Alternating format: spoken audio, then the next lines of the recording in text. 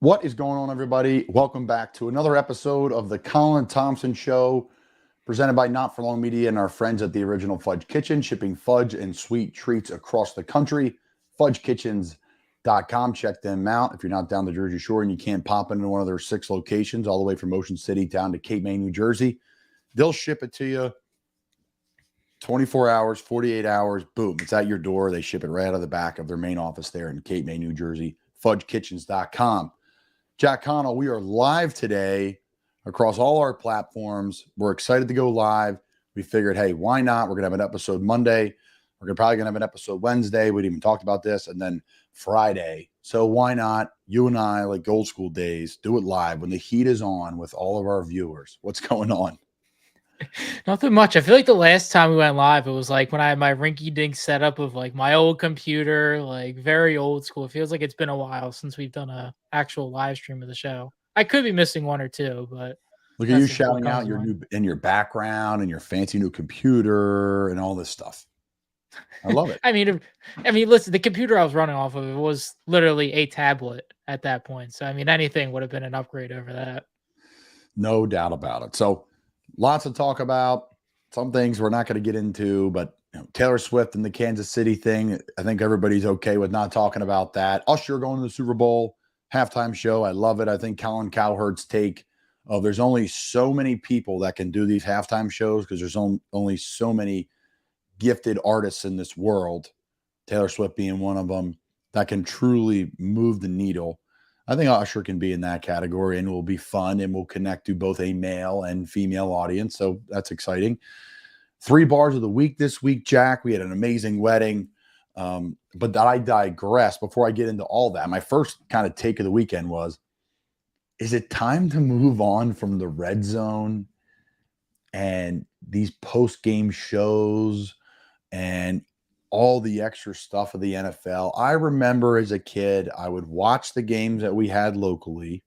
They would show the highlights during the games. This is not even as a kid. This is not that long ago, actually. Let's just go back to high school, college, when I was a young man. And you would be so excited for the Fox, 7 o'clock show after the 4 o'clock games would come to an end, right? It was like they would go to 60 minutes and then you would flip to the national broadcast as they're getting ready for the night game, the 8:30 game. Like now I could already tell you all the storylines. I've seen every touchdown 3 times over. I know all the scores of all the games. Jack, is it time to pull the throttle back or just throttle down? And then since you know everything that's going on, you can just move on to something else and maybe watch a TV show in that time between the night game and something. Like I'm so excited to put on Good Morning Football this morning, but like we already saw everything yesterday. Yeah, I mean, I don't know. I've always enjoyed. I never liked as a kid just only being able to watch the Eagles game and just whatever one other game was on CBS or whatever. Like I always loved, like when I was like 5, 6 years old, opening up the Enquirer and seeing all like the helmets that were in colored ink of like all the different games that week of all the different teams that were playing. I mean, and also just from, I'm also like social media, like I'm doing a bunch of stuff for us and my Ross Tucker podcast during the game, like pulling highlights and stuff. I need to have eyes on 8 different games at once, and red zone's the best possible way. I got to be knowing what's happening every single game for work to talk about it, know what's going on, know players, know who did well. Again, I also have a fantasy football team. So like I like to keep tabs. I have stakes in the game for every single game. So I like having. Yeah, but that's great. But now what? Because now all these shows we're doing, everybody already has these takes, right? Like I just think it diminishes a little bit of the post-game show, a minute of the podcast world. Like you're like quadruple dipping. If you listen to Ross and you listen to us and you turn on Cowherd and then you turn on the Eagles, like I'm just saying, I just think because we have so much access to the games now from whatever it is, $15 a month to watch, or more than that, to watch the NFL Red Zone and have the 4 games on one screen, and my laptop has a game and my buddy brings an iPad over and we're watching 7 games at once. Do we need all the shows during the week? Do we? I think it's No. still there. It's always been Red Zone has been around for like 10 years at this point. Yeah, but it's more now. People are watching it more now than ever. People are watching all the games. They have the red zone in one corner. They have a 60-inch screen TV, and there's three games on the screen. I love it. Don't get me wrong. But I'm just saying, my point is during the week, is it overkill to double dip and watch these shows and keep going? That's my question, Jack. That's my question. No, because there's different opinions, and a lot of fans they tune into these shows. Not necessarily there are some that want to hear about everything around the league, but a lot of these people want to hear if they just won, how great their team is, or if they lost, how their coach is the worst thing, who they're going to fire, who they're going to hire, who they're going to draft. And that's these people want to hear different opinions. They want to hear everybody say that. And that's stuff you're not going to get from the games. Like you'll see it happen, but you want to talk about it. So, I mean, I don't think that it really has any diminishing return. If anything, it's boosting it because now people are seeing all these more games and they're getting interested in what the Miami Dolphins is looking like with Devon Achon, like Achon, like what they're all doing. I mean, I say Achon. He changed. It was initially Devin Achane, a part of the team, but something came out earlier today that he wants to pronounce it a different way. I've seen exactly how he wants to pronounce, but again, people are interested in these other stories and stuff now because Red Zone has bought the ability to watch more of these games and see more of this stuff as compared to SportsCenter breaking it down 2.5 minutes with Chris Berman go whoop. Like it's a I different hear you. world. Listen, I hear you. And as a diehard person, I think it's becoming too much for me. Too much. I'm the biggest diehard there is. It's my lifestyle for the last 20 years. But it's just now that we can watch all the games on Sunday, more than ever, the access is more than ever. I think there's so many shows now during the week. There's so many there's 4 post-game shows. I love it. Don't get me wrong. I just think the rubber's going to meet the road at some point business-wise. And there's a lot of viewers to go around, but eventually I think there's something coming there. We'll keep our tabs on it and we shall see. Interesting stuff here. We have our first trio bar of the week this week, and all 3 of these bars have been bars of the week for us at the Colin Thompson Show, brought to you by the original Fudge Kitchen, fudgekitchens.com. McGarvey's, Dock Street, and Davis's Pub in Annapolis, Maryland, treated us unbelievably this weekend. Shout out to Blake and Mary Sean, the Wood family, the Wilcox family for an amazing wedding weekend. Amazing. 2 amazing people with an amazing group of friends. And we had an absolute blast of a weekend at these weddings. And we finished the weekend of weddings celebrating this amazing couple at 3 great places at McGarvey's, Dock Street, and Davis's. They all have their own flair. They all have different things going on, but local establishments in Annapolis, Maryland, you can't beat them. McGarvey's, Dock Street, and Davis's, great service, food, ambiance, the whole 9. The bars of the week this week on the Colin Thompson Show. So shout out to those places, and shout out to our friends over Wealth Advisory Services. Wealth Advisory Services, if you don't know them, you should. We've been really lucky to have them as our financial advisor in our family for decades, and they have hundreds of years of experience in their office. Doylestown, Bucks County, PA, Cape May, New Jersey, and they work with clients across the country, 401k planning, retirement planning, buying a house, budgeting. They work with my buddies in the NFL, coaches in college football. Been really blessed to be able to pass them along to people as a sponsor of this show, of someone that I trust, my family trusts, to work with Wealth Advisory Services, helping anybody of all levels of investor reach their goals in life. Shout out to Paul Crew and Jenkins down there at wealthadvisoryservices.com. Okay, Jack, so my big take of the weekend.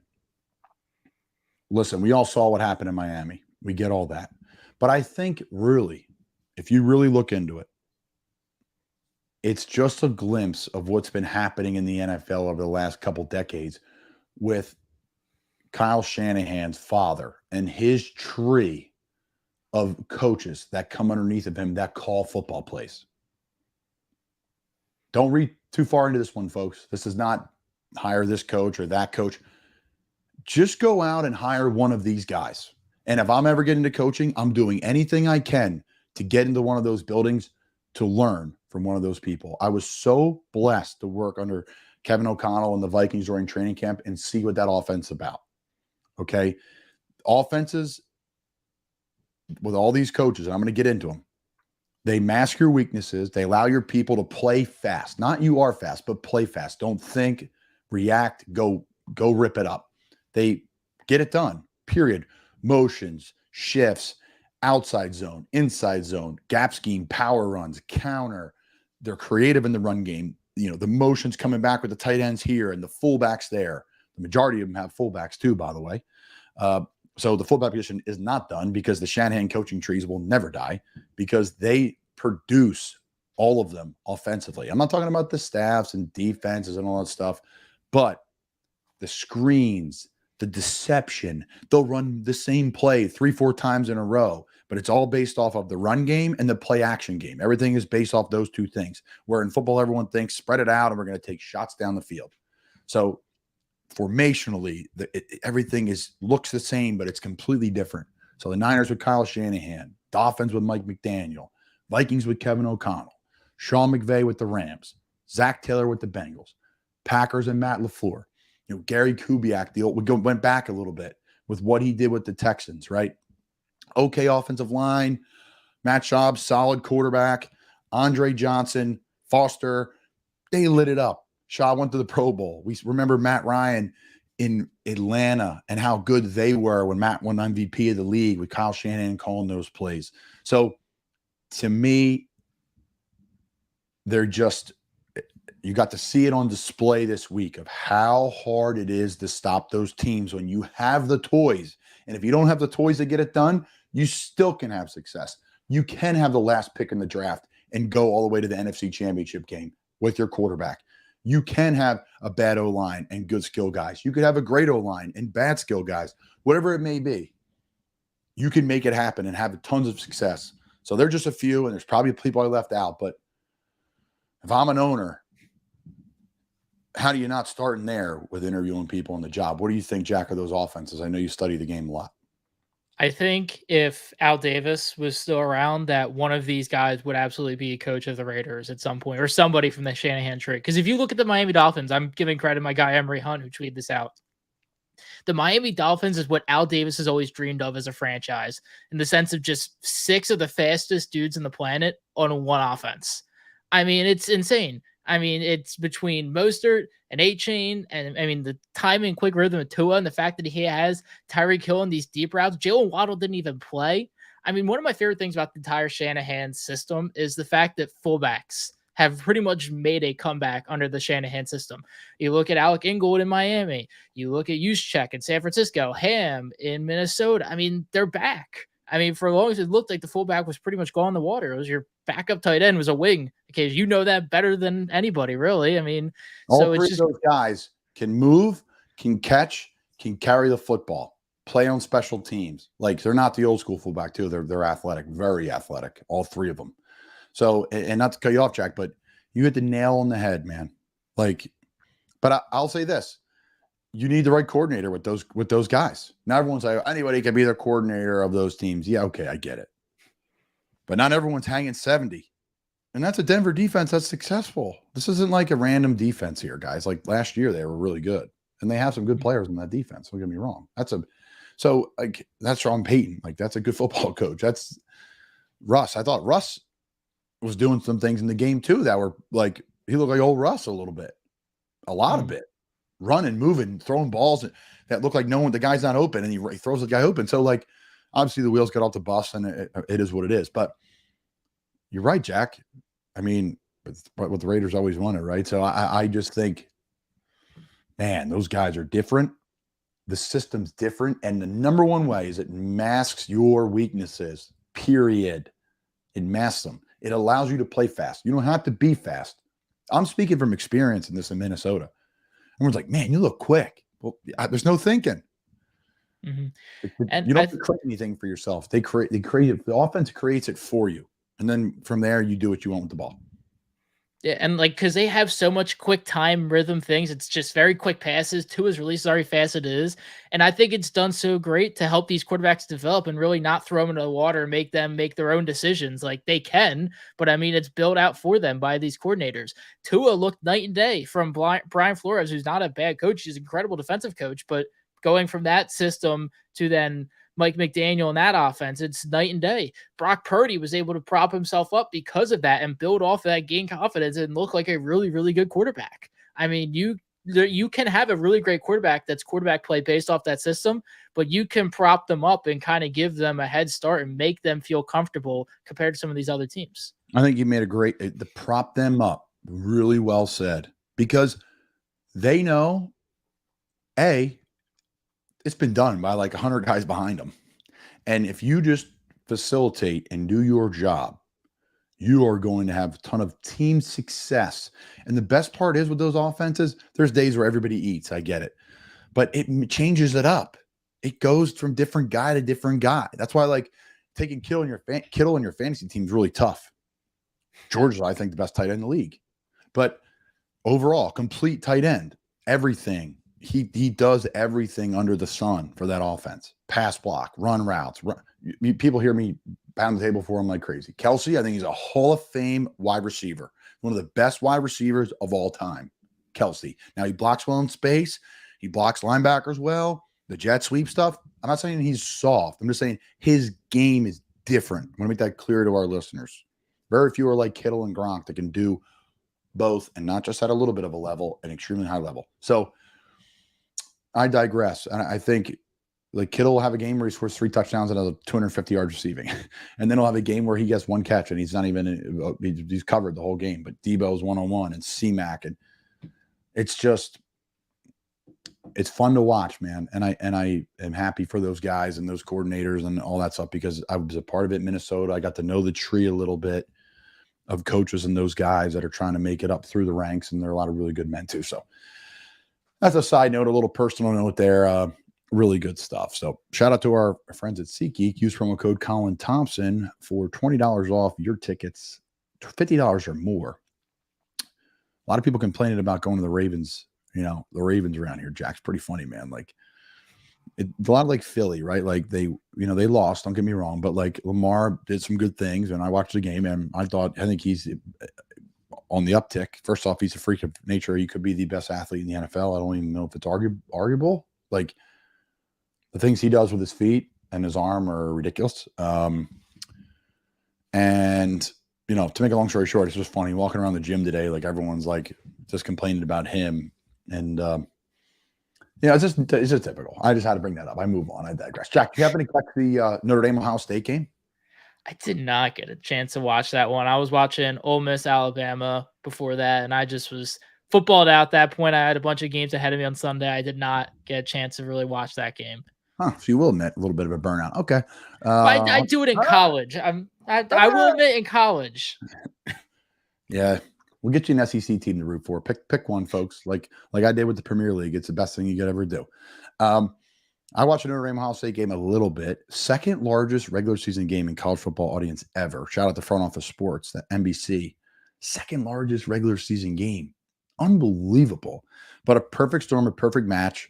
Gets everyone talking about, Notre Dame, possibly in the Big Ten. Rivalry-wise, ratings-wise, amazing. But Notre Dame can coexist on their own and make way more money. So that's really interesting business structure there. So I don't think Notre Dame does that. But Lou Holtz, see what he kind of said about Ryan Day and his team? Yeah, I did catch the comments from Lou Holtz and then also the claimed comments by Lee Corso that was a Washington State's coach mentioned during his post-game press conference. Ryan Day said pretty much ripped Lou Holtz, which, listen, everyone's like, oh, he's an 80-year-old man. No, he's a grown human being who's a coach in football that made a statement that was disrespectful to Ohio State football. Period. And Ohio State showed up and answered the bell. Like, what is it? When you get over the age of like 73, we can't like rebut back. Like, just because he's 80 something, like, does that make us not like call him out so I love what Ryan Day here did. He went right to it, right at it, took it personal. And what did they do in the last play of the game? They ran it right up the middle, ran Notre Dame over, and walked off. So an amazing finish, and I have a ton of respect for Ryan Day. He recruited me to Boston College. They ended up being the second team I would have went to if Florida did not exist. And he was a large reason to do with it. So I'm a fan of Coach Day, and then even more of a fan for this weekend for calling out a coach who I respect in Lou Holtz. But he said, Ohio State team, point blank, under Ryan Day, they're soft. Well, they showed up and they beat up Notre Dame. So respect to both the guys for making big time opinions and backing up their statements. And Jack for admitting that he's burned out with football on a Saturday. Love that. On another note, before you go down to some rabbit hole here, you hear about the XFL and maybe USFL merging? I did see that. I think that's a great idea. Elaborate. Why? Well, it's the thing. The spring league, it's people are going to watch football, and it just seems like these two would be taking away from each other by paddling. And they did last year. I mean, people who went to watch football in April, May, they had to choose between the USFL and XFL at some points. Now they won't have to. It'll be one league. It'll be, if they keep it as is, it's like 25 some teams, 26, somewhere around that range.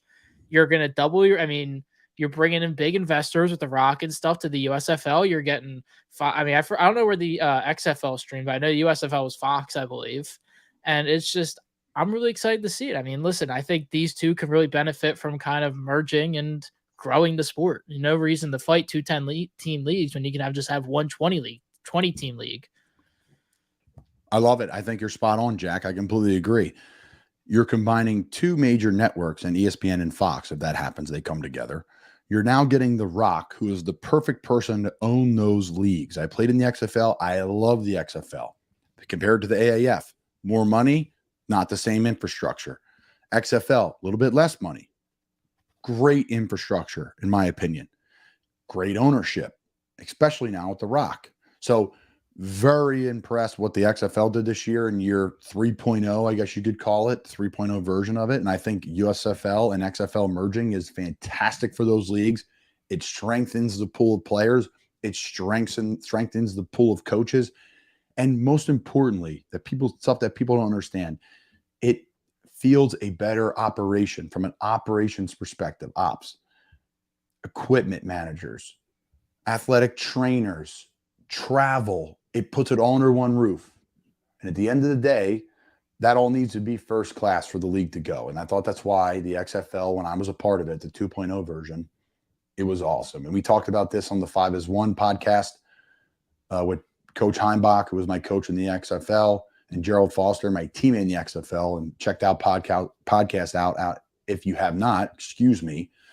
Two great guys, and they get into it. It's a really good show. So, no, I agree, Jack. It's kind of the stuff I wanted to bring up today. Anything else stand out to you on the NFL slate this weekend?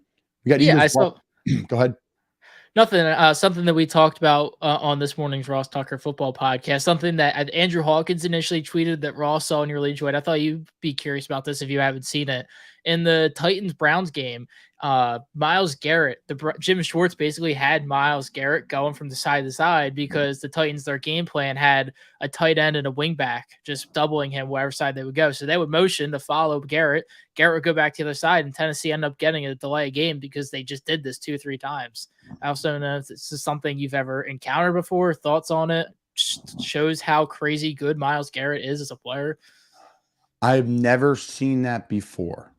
And I wonder, I didn't go back and watch the game, but that was happening to Myles, and they probably just told him move around until they get set, right? So I don't know when that was happening. I wish they could track it every time, or maybe we should, at Not For Long Media, find the clips leading up to that happening, and then the coaches getting with Myles, and the Myles getting with the coaches, and be like, hey, if I just move around, the clock's going to run out eventually here. So I love it. I mean, as a 2 tight ends, I better have an offensive lineman.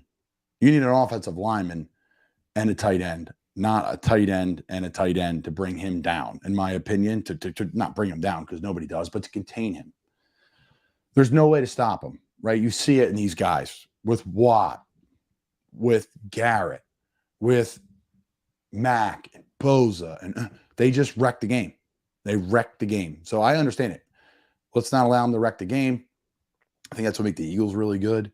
So they don't have, I think Hassan can wreck a game, as we saw, but they have 5 guys behind him. 6 guys behind them, like the hockey line change of like 4 new D linemen that come in, and you're like, okay, now what? What are we going to do? Right? I think the Niners have that. When the Bucks were at the top of the NFL, they had that with multiple guys, with JPP, Shaq Barrett, Sue, Vita Vey, like Golston. Like, you're like, what do we do here? And everyone wants to talk about these pretty passing games and all this different stuff. But those guys up front, when they decide to wreck shit, it's over. Done. If you can't run the ball at them, game's over. Game's over. So, and that's a great transition to the Eagles-Bucks game tonight. I mean, what a great lineup tonight for these Monday Night Football games, Jack. Right, the Bucks game. Now Baker hasn't had a interception yet. Great story there. He's at home. There's going to be a lot of Eagles fans there. I said it before last week on the Sam Boner Show. It's going to be a packed house for the game. So a lot of green in that stands. There's going to have to be maybe some crowd noise implications for the Bucks at home. We had that in Carolina, especially if the Eagles take a little bit of a lead, and then you got Rams and Bengals. So an awesome slate tonight. Any predictions from you, Jack? You know me. I'm very Switzerland. I will not give them because I hope all 4 of those teams are my employer one day. But Jack, who do you got, bud? Bucks and Eagles. I don't know. That one's tough. I mean, Baker, alongside that, he's only been sacked once this season. Tampa Bay has had a really strong offensive line.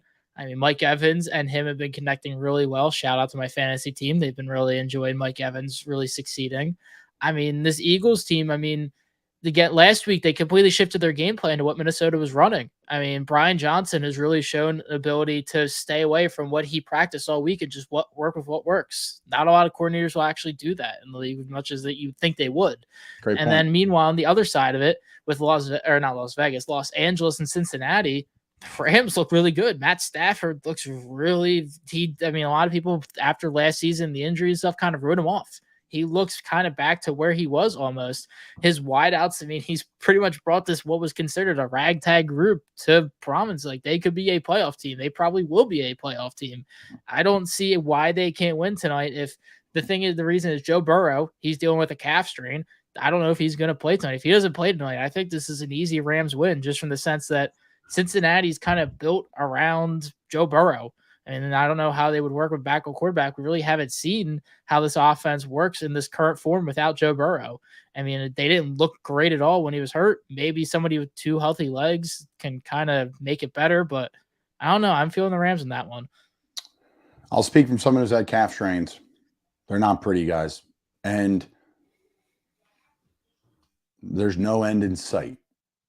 And that's the hardest part. With an ankle sprain, you're grinding because, barring some catastrophic, setback, I can come back from an ankle sprain. But a calf strain, I had 4 in 2 months, 3 in 2 months last year. So I didn't play. I was on the practice squad. They're a nightmare. And when they come back, they don't just take a day to come back from. It's weeks. So he keeps having setbacks. He's thinking about it. It's everything you do because it's devastating injury on the calf. So that scares me for him. I think the one scary thing here is the Eagles played 2 Thursdays ago, and they've been off in the interim. So the Eagles, who are 2-0 and are coming off a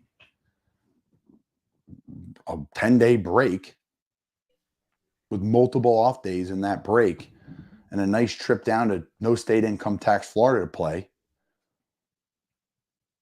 This could be a dangerous Eagles run here moving forward because they're going to be ready to roll. That's all I'm going to say. It has nothing to do with the Bucks. It has everything to do with the Eagles. You give a team a 10-day break.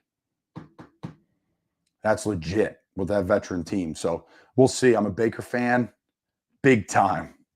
And I'm a fan of this Eagles team too. So I'm excited to see what goes on. Todd Bowles, shout out to Temple Owls, baby. So good stuff as always, Jack. Lots to watch tonight. Those 2 offenses we were talking about. You got the Rams and Bengals tonight. They're a part of those, kind of that offensive tree, the Shanahan tree. You got the Eagles, who are really like a Andy Reid tree a little bit.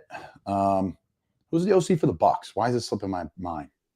He's from Seattle. Canales? Is it Dave Canales? Okay, I wonder where. I don't know his tree, but that's okay. Life goes on. The great Jack Connell. I'm Colin Thompson. Quick 30-minute episode today to talk about the weekend because, hey, everyone else is too, so why don't we? Shout out to our sponsors, The Fudge Kitchen, Wealth Advisory Services, Persiki, promo code Colin Thompson, our friends at Actions Over Words, Shore Boy, Jack. I was wearing my shirt all weekend, man. It's like my nighttime shirt now. It's cool, calm, and collected. And then I wear it in the summer to keep out of the sun. Check out Shore Boy. So nice of them to send us some gear. And then lastly, our friends at the Wharf in Wildwood, New Jersey, supporting us at the Colin Thompson Show and the Sam Boner Show. One of our favorite pods, most interesting pod, chaos and fun with Mick. We have an Annapolis episode coming up there, guys.